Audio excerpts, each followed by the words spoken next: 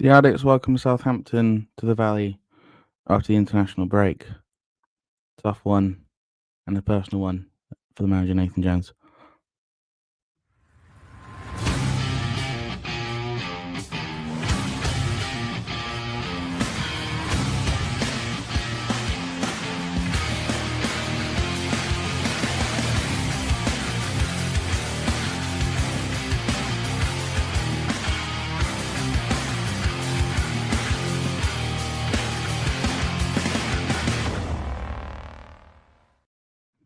Hello, everybody. Welcome into the 29th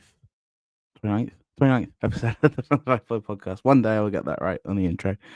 My name is Callum. I will be your host. I'm endeavouring after what felt like a little bit of a downbeat episode after the Wrexham game to approach this with positivity for what has actually been a really good season so far. I'm excited to chat about the Southampton game. I don't have a Southampton fan. I did have someone lined up. Life got in the way. It happens sometimes. If people can't pre-record sometimes on the night. Life happens. Adult things happen to all of us. So that's disappointing, but far from the end of the world. Hopefully I'll get him on for the return game next year. I hope everyone's doing well after the international break. Bit of a crazy one. Curacao qualifying over Jamaica is, probably the most sort of Charlton adjacent result, which means that probably our four Jamaican internationals will be called up again in March and actually playing competitive games as they try to find a way to qualify. It's a particularly embarrassing result actually for the Jamaican FA that, and there were reports of players being in nightclubs and different things sort of the night before. I don't think it's any of our lads, but not great sort of news from the Jamaican camp. Right. Also on that, fantastic to see Conor Coventry make his debut for Ireland against Portugal. Obviously, they're now I think in the playoff round as well after a win in Dublin. And completely mad into the game. There's a great image of Conor running around like a crazy person from the bench after their win in Hungary, and it's pretty cool to watch him obviously on the pitch with playing in midfield against players like Bruno Fernandes of the world. I think that's a really good thing for us as a football club because it shows players how you can do it, right? You can do it here. You don't have to always move on to the next level straight away. And then obviously I think probably the bit of praise that's maybe most well deserved is Micah and Bick, who was called up for the under-20 squad for England to the development squad.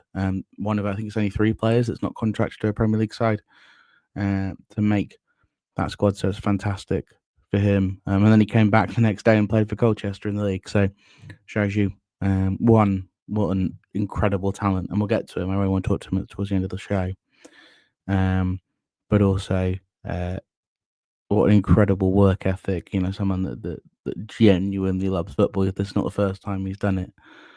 Either playing multiple games. He did it when we were in the cup against Cambridge. Apologies, I do have a slight remnants of that cough from that illness. If anyone's had that illness that I had, you'll know. So if I need to sort of pause every once in a while, have a bit of a cough, you might hear it go blank if you're going to mute if you're listening. For the audio, for those that are in the live stream, hello Stuart, how are you? I saw you come in early, I appreciate it. Hi to Sam. I realise it's 6:30 and some people come in a little bit later for the preview shows and people watch them back. So we'll have a bit of a conversation, chat through what's quite an interesting, potentially quite an interesting lineup on Saturday for a game. The hope would be a good one. We've actually played well against recently relegated Premier League sides. We've obviously played 2 of them. Leicester we should have beaten, and we at least had a point in that game after, if it wasn't for that absolutely god-awful refereeing decision. And then also and a wonder goal. And then obviously Ipswich, we went to Portman Road and for about 15 minutes turned into prime Barcelona and gave them an absolute battering. So, I think Nathan Jones's football works against these sorts of sides, right? Because they want to dominate the ball, they want to play it around, they want to sort of try and hit you in your half spaces. And when you've got a manager whose entire sort of philosophy is about press structure, press integrity, defensive shape, right, whatever one you want to sort of call it, it's difficult to actually play it around those players, and it allows you to break on them. We did this against Ipswich, basically for all 3 goals. They gave the ball away, and we just shot out of a cannon. Sam Bacon, I can't remember the last time we played Southampton. This is true. I think it seems to be whenever we go up, they go up. And maybe was it the Chris Powell year? Did we play him that year? Maybe, or was that when they were very much in the Premier League? Was that the Mane years? I always forget exactly. No, that was 19, wasn't it? So that would have been under Bowyer. I have to have a look last time we played him. It's been a while. It's a game that obviously has very specific connotations for the Charlton manager Nathan Jones, as he takes on a club where he never felt as if he was wanted by fans. I think fans of Southampton will admit that. I think even if you look at some of the comments online that I've been seeing, and obviously online comments are not, reflective of an entire fan base, but we still see their comments online, and they're saying, actually, maybe it wasn't so bad. It probably wasn't his fault. There was some absolutely cracking quotes of the one about a PE teacher. I'm the best attacking coach in Europe. Are ones that kind of stick out in a sort of slightly bizarre, sort of almost alternate dimension, it feels like now. But he took on a poison chalice, right? Southampton were going down anyway. I think the reports of players were signed who he didn't really want. Brought in a couple of players of his own, and then I think some of them got injured. That's why James Bree ended up at Southampton, was he followed Nathan Jones there. So I don't think we're going to need to give Nathan any motivation this weekend. I think he's very much going to be letting him know what he expects. I expect him to be going at 300 miles an hour on the touchline. Sorry, going for the American there. On the touchline, he sort of barks orders at people. I think this is a game that means a hell of a lot to him, and I really hope the players can step up. Stuart Sounds going to be a tough game. It is. This is a former Premier League side, right? I mean, if you look at some of the players they have, they are excellent. They've got, I would argue, 2 main weaknesses. One is in goal. McCarthy and Bazunu, neither are particularly. Bazunu was looking like a really good talent. I think he got injured and then kind of fell off a bit and hasn't looked great, although he played well, I think, in the win at QPR before the break. And then McCarthy is really not a very good keeper, even at this level. And then you've got, obviously, they've got issues massively up front. Ross Stewart can't stay fit. He's out again. And then you've got Damien Downs, who looks like he's really struggling to adjust to the Championship and the intensity coming from Germany. And they've made some sort of slightly weird signings. They've got Souza, is it, on the wing? He's a really, really exciting player. They signed from Bundesliga 2. But they're owned by Sports Republic. They're owned by sort of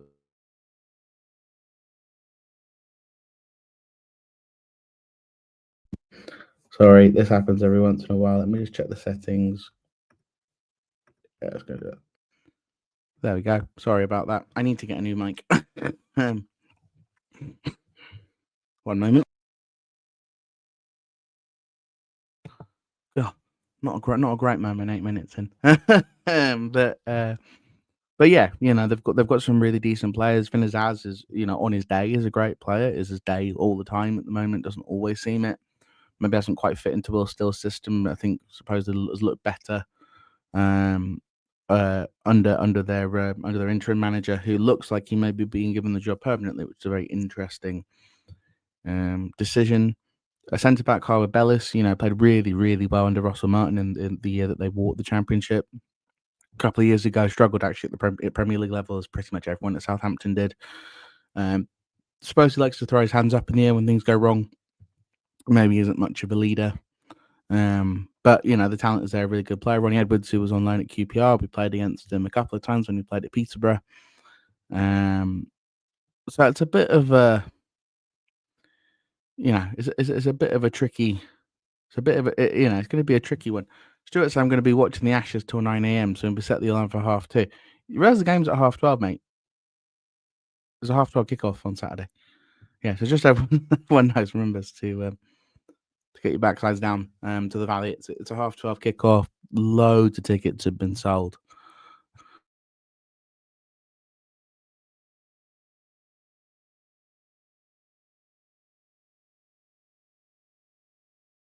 Sorry, I'm not even touching my mic. I don't know why it's decided that it's having a bit of a having a moment. There we go. Replug that in. Sorry, it's not very professional. So I need to get a new one. But yeah, lots of tickets have been sold. There's gonna be plenty of people in the ground. It's gonna be a busy one. I think they're saying get there early. It's really really exciting. They're still saying, "Oh, thanks, yeah, it's a 12:30 kickoff." The club messed that one up. They put out an article that said 3:00 kickoff. It's not. It's definitely a 12:30. So yeah, just make sure to keep that in mind. I'm going down the Elephant and Castle in the morning with a friend of mine. He's going to friend.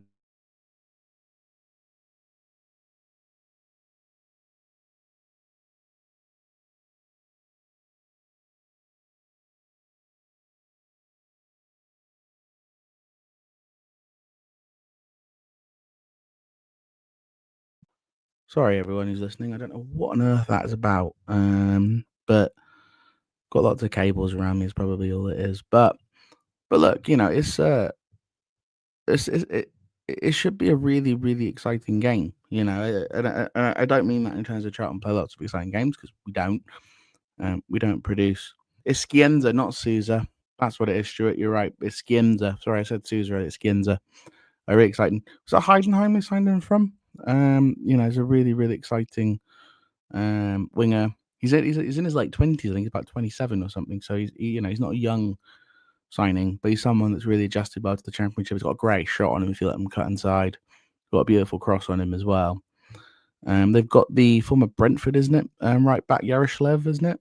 But they don't have a backup right back, which meant them sending James Bree to us was a bit weird. That's, I think, going to be the main thing that we talk about for the next couple of minutes is going to be James Bree obviously not being available for the game. Weirdly, when I was at the women's game on Sunday, they were showing, they were using James Bree in the marketing for some reason. He obviously can't play unless Southampton have decided they're going to let him play, which would be very weird. So I don't quite understand the Bree Fukuda loan thing, pre-contract thing is very very weird. I don't know what's going on, and the club aren't helping themselves with the marketing. It's pretty obvious he can't play, so I don't know why they're putting his face on some of the marketing materials. It's a bit of a strange oversight that. But without him, it brings up a couple of questions. I think if Josh Edwards is back, and he might not be, but you hope he is. If he is, then you can play Rob Apter on the other side, and I think you're probably okay. If he can't go, Edwards, because Bell is clearly, I think, still out. I think Burke is clearly still out because Goff, the centre back, didn't play for the under-21s on Tuesday night in the Premier League Cup. So it makes to me, I'm just assuming. I've asked Rich about it actually, but I'm just assuming that probably means that Bell and Burke are both still out. Edwards, hopefully, if he's back, great. You play Apter on the other side, and you go with that back five of Apter, Ramsey, Gillespie, Jones, and Edwards. If not, it gets a little bit tricky because I don't think that Nathan is particularly happy to play two attacking fullback, and just due to the injuries, you'd have to play an attacking player at left wing back. Could you put Joe Rankin-Costello back at right back? You could, but he doesn't seem to be in Nathan Jones' plans at the moment. I don't know if he is back, by the way, Stuart. I'm just saying, oh great, if Josh is back. I'm not sure that he is. I'm just thinking that it's possible. We did see him sort of fully dressed in some of the promotional videos, sort of walking around. But we saw Bell walking around as well. So, but if that's an ankle injury for Josh, you would think if that's kind of what they're saying that's an ankle impact injury, you wouldn't want him walking around.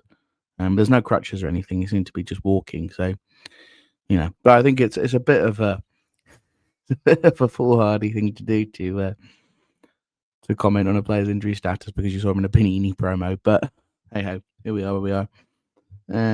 If not, as I say, if he's not fit, it's a really difficult task. I think you'd probably have to play Apter unless you're going to move Ramsey out there. If you move Ramsey out there, you have no centre back.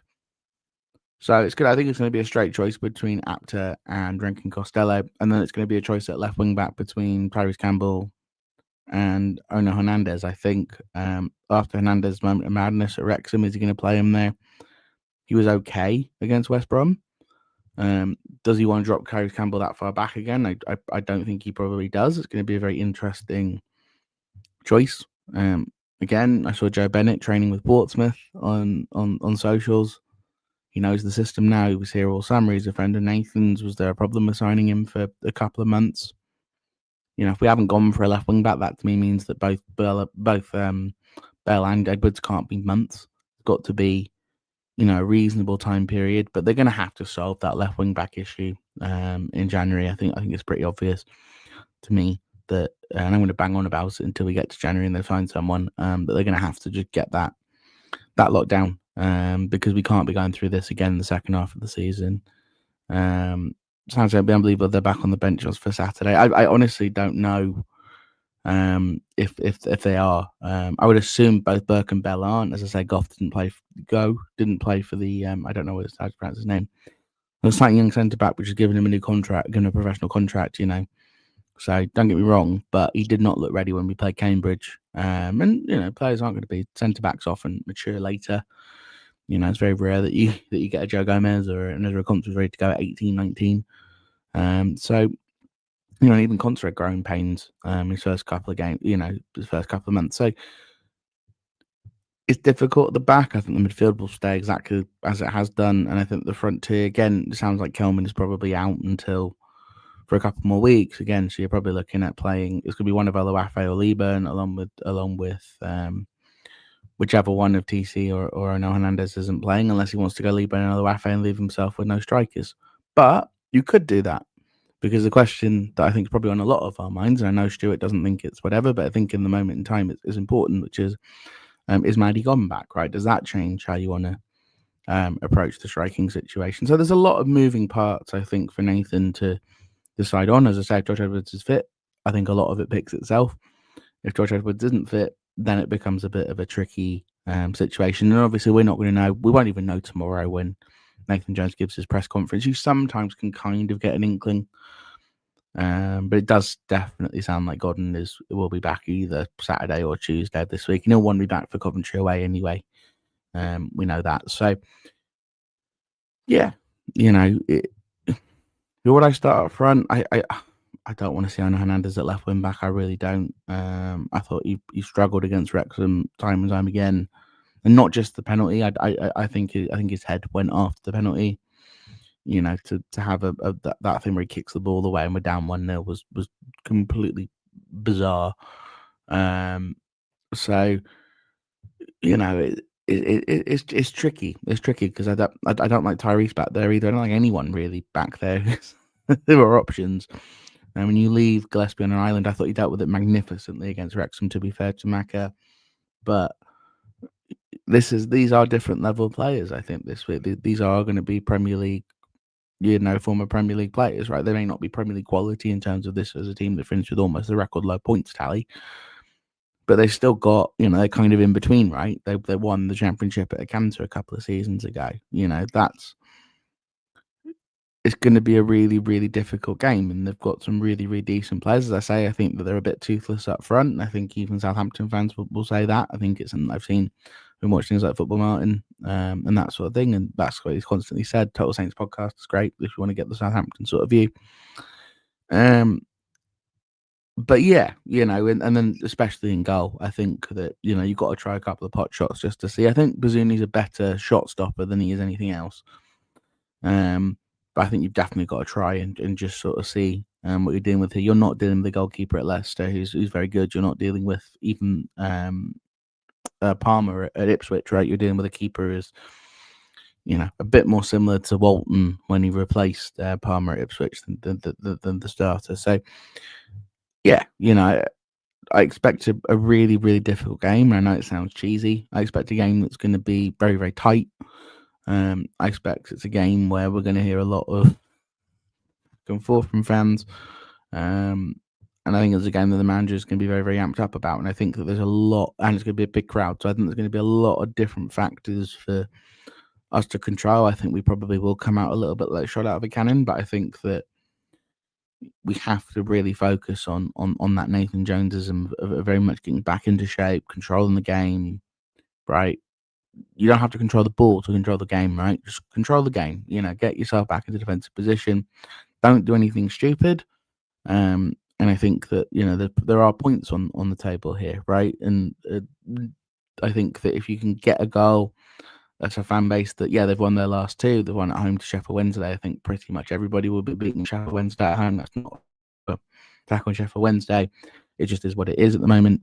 But winning away at QPR, that was a big result for them. But QPR again are on the downslide. So the question is are we going to show up like we did at Wrexham, where we actually really dominated the game for the first half and just couldn't score, or are we going to show up a bit like we were away at Preston and just looked completely overwhelmed, right?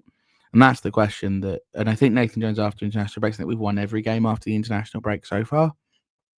So, I think this is, Nathan Jones will keep it calm. I think he'll very much try to, in the press conference, I'm sure he'll try to downplay any of the Southampton links and any of that sort of thing and say, look, it's just another game. The one thing that I don't know if anyone's heard anything about this is obviously the weather is absolutely freezing out there, and there were some snow flurries earlier supposedly. So we'll see. I know we've got under pitch heaters now. I think it's a requirement at championship level. So I'm not sure about the game going ahead, but it'd be interesting to see again what the impacts of the weather over the next couple of days is. And the pitch look like a carpet. Whenever I've been at the Valley, and it's had more games on it than ever. So it'd be good to, we'll be hoping that the pitch is still in good nick and we'll be able to play our game. But yeah, so that's sort of all that it is on Southampton. It's great the attendance is high, especially being on Sky and a lunchtime kickoff. Shows the difference the squad has. Yeah, it's done. So yeah. I think that fans are slowly coming back. I think that you're missing the ownership in there. I think fans believe a little bit. But the intention here is not to come an asset strip. The intention here is to try and create a good football club. And, a lot of that will be, I want to create a good football club so I can sell it for a stupid amount of money. And that will be the motivation of certainly some of the investors involved, I'm sure. But I think a lot of it is, hey, these guys have more money than they will possibly ever know what to do with in a lifetime. Is it that simple? In terms of the two main guys, I don't think it is. I think they're probably interested in English football, and it's good. They're definitely around. Brenner's around more often than Friedman is, but it's good to see him. I think the manager is obviously brought back a lot of belief. You don't have to like the bloke. He's a Marmite character, I get that, but he's brought. He has made me fall back in love with my football club, which under Appleton I was struggling with that. I think a lot of people were, and it's amazing what happens when you don't put your hands in your pocket, right? I'd rather have a guy that's acting and could win an Oscar any day of the week. Let's just have 5 minutes just to chat about Micah and Bick just for a moment. I'm sure people sort of see me tweet about it a little bit. Micah and Bick is one of those players that when Nathan Jones came in, it wasn't really until that first summer that he went, oh, I've got this kid. And then Micah and Bick went back to the, he played in that Cray Valley Wanderers game under Appleton and scored within 5 minutes of coming on. You thought, oh, that's cool, but it's against Cray Valley Paper Mills, right? You think, okay, that's cool. But it's Cray Valley Paper Mills, right? And then you realise that this kid does this at literally every level he's played at. He scores goals. And it really doesn't matter. All the way up through the academy years, he scored goals. And then when he was in the under-17s, he scored 50. And then he scored 55. And then he scored 50, 56 or whatever it was. The kid is a goal machine. He's massive. He's a very, very good head on his shoulders. If you ever have 5 minutes to chat to him, he was at the Stevenage game in the Cup. He's a really nice lad. He's got a really fantastic sort of network around him. He loves the game. He plays multiple games sometimes in a day at whatever level he's playing at. The Cowleys have said he's been an absolute pleasure to have around at Colchester. Nathan brought him on at 17 in a playoff final. And all of a sudden you think to yourself, for me, I was sat there going, yeah, this kid must be, he's good. I get it. And then you see some of the finishes at League 2 level and you go, these are really nice. And then he chips a League 2 keeper from 35 yards and you go, oh, okay, yeah, this kid is. And then the England Development League the England Development Squad call comes through. And I looked at it and I just went to myself, I was like, oh, like this kid is different mustard in terms of call-ups. I think our last development squad player that was called up I think it was Gomez, if I'm not mistaken. I think he may have been. I don't know if he was an alternate or something, but that shows you like this kid is on a 4-year contract, so we don't have to sell him. It's a 3 or 4 year. It's either 29 or 30. I'm sure there's probably a club option in there. They usually put it in. The manager absolutely loves him, and we have owners that don't need the money. But I look at him and I go, depending on what we decide to do, he's 18 years old, right? Like, I think what would make sense is that, if Colchester, for example, were to go up to League One, which isn't impossible, I think you probably send him back there and say, go play League One football for a year at 18. I think if he comes back and this would not surprise me, I think actually I want to keep him. I think he's ready. If he plays for us for 6 to 12 months, someone in the Premier League will come with a huge, Brinks truck full of cash, as the Americans would say. Like, this kid is extraordinarily talented. And I think that it's really hard to sort of think of how on earth have we kept him under wraps for this long. He's a 6'4" striker. Strikers now are impossible to find. He's 6'4", isn't he? He's huge for his age. But it's not just that. He's like he's grown into his body. He's not quite like a player where it looks like that they need to, almost pad up or gain a little bit or add some muscle or whatever it is. He just looks like he's perfect in sort of his body shape for a footballer. He's got a wonderful first touch for his age. He can finish absolutely anything from anywhere. And you just look at him and you just go, how much is this kid going to be in 2 seasons? It is mad to me. Right, you look at Carney having a good season at Walsall again. I'm really happy that he's got that they signed Kamar Roof. That's a player he can learn off, at least in training. He's learned from Godden last year, and he'll learn from Roof this year. I think that's really, really good for his development. I think there's still a good striker in Daniel Carney. Whether it's where we want to go level, I'm not so sure. But if I bend over, if I go over and you can see behind me, I've got his match shirt from an FA Cup game, from his FA Cup debut. I'm a big Daniel Carney fan. But the question, there are questions maybe technically about it. But the kid is just he's so exciting, right? There's players for it. So when Nathan Jones goes, yeah, there's a player in there. This is kind of why I back the Tyrese Campbell thing, even if I don't always see it all the time. I understand why he plays. It's all to do with press integrity and athleticism and all that. But there's not a heck of a lot of output. Well, then, Bick, you watch him for 5 minutes and you go, oh, this kid is... I mean, he is bullying League Two centre-backs who are grown men, right? Absolutely bullying them. And you just watched him like, oh, my God, this kid is... And I was thinking about it. Like, there's Lookman money in this, right? Lookman was, 16.5 million, wasn't it, when he went to Everton? Right?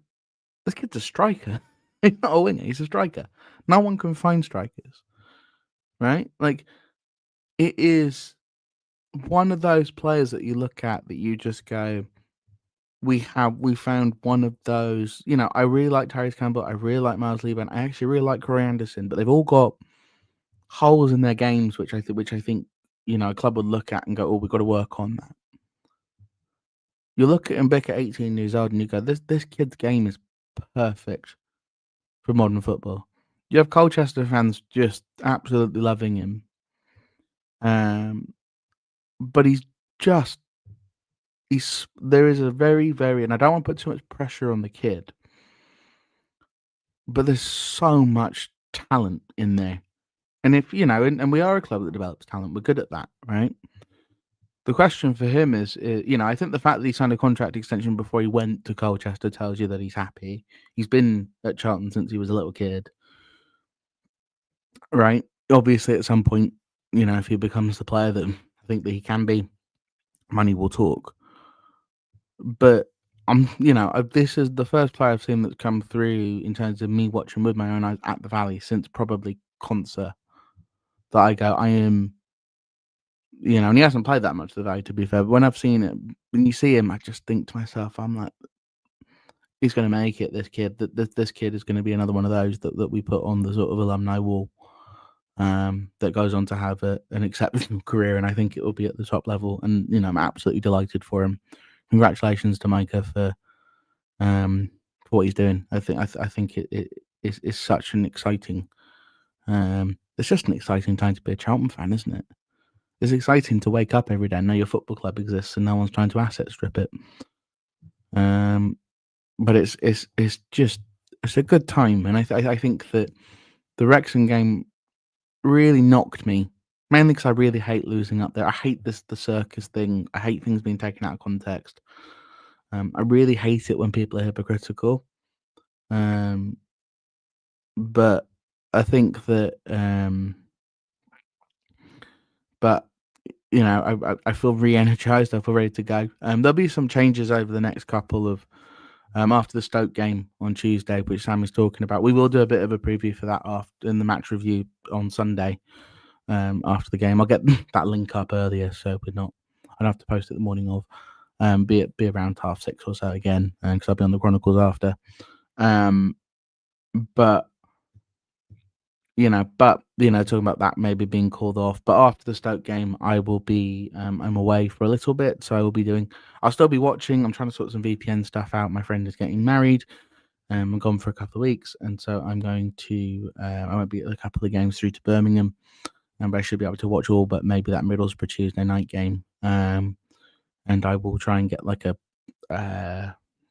portable mic just to record some thoughts. They won't be very long episodes. They probably won't have all the music or any of the production. He says as if his podcast has loads of production.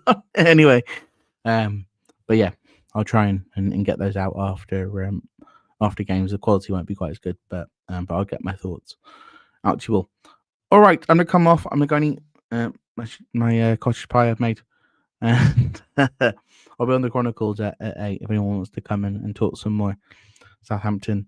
Thanks everyone for joining, and I will see you all on Sunday. Thank you. Bye.